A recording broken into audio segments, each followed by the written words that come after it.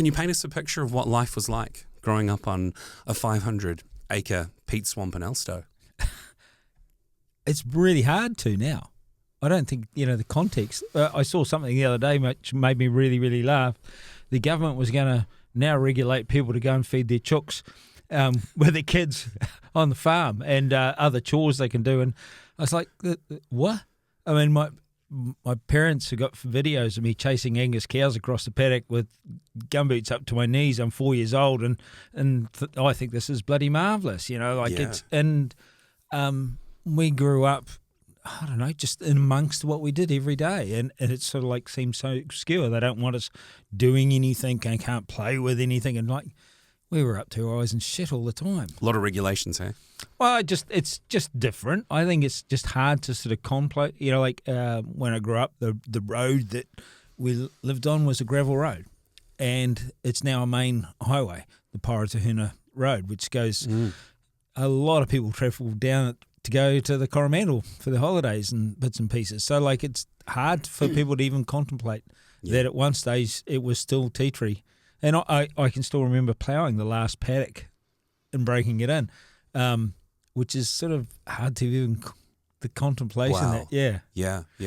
What were your earliest memories on the farm? Oh, look, we were just out on it all the time. I mean, there's lots of pictures and that on the back of the Alice Chalmers, which is a little wee 30 horsepower tractor with a little trailer feeding out hay, or you're just doing things. I remember one incident where we were making hay and this lever on the thing broke, and I went back to the house and said, "Oh, the lever's broken, Dad."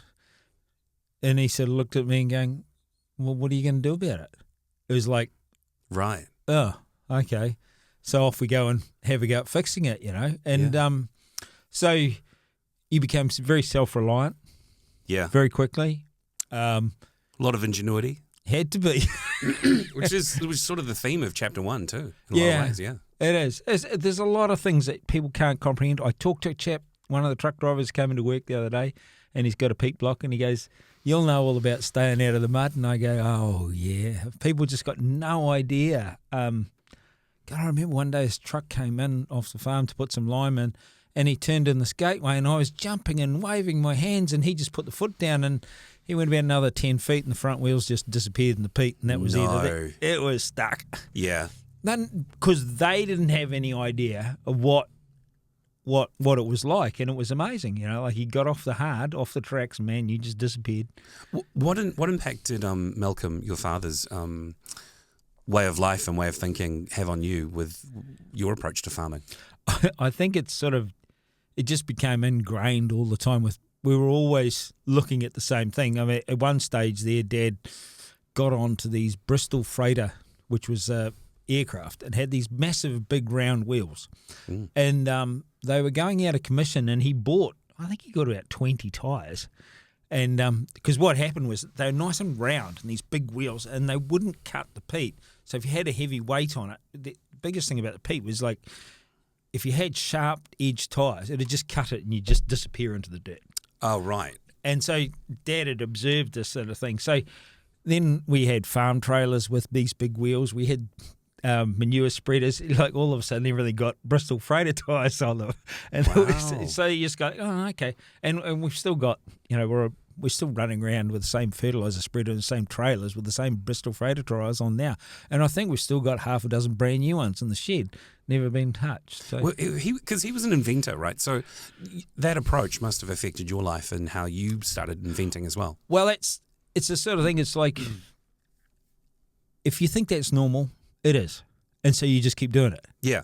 And it's not, and it was quite funny, as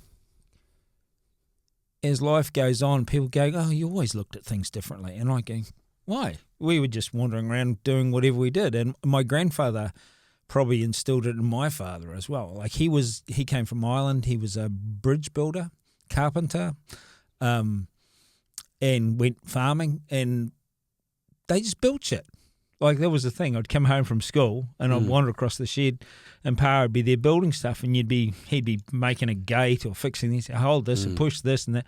So you were living in a practical world where you thought this is what happens every day, and that's what you think for everybody because that's your world. Yeah.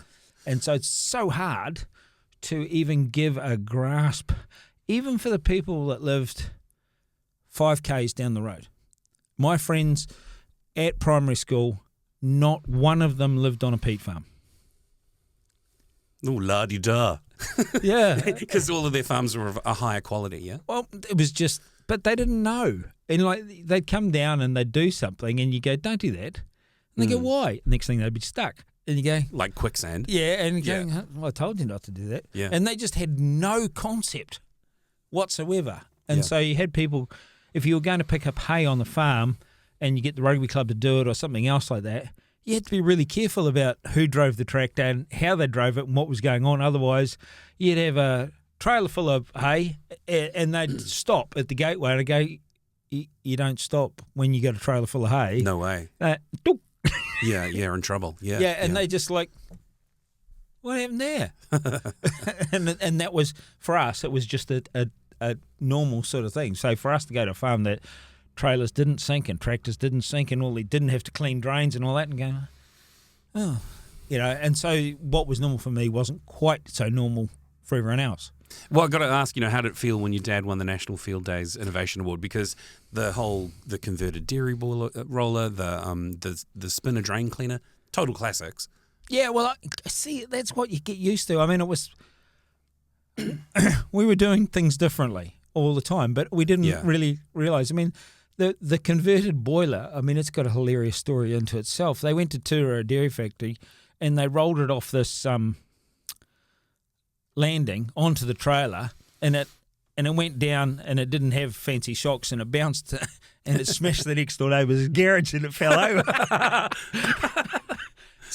But these stories about you doing things, but like no one else did that shit because they didn't have to knock peat swamp down. Yeah. So necessity is the mother of invention, right? And it was just something normal. It was like, oh yeah, Dad's got up to something. Oh, look at this, we're growing this, and we're doing that, and we're playing around with this, and so it was very unusual to go to your friends' places and they didn't have a shed full of engineering gear.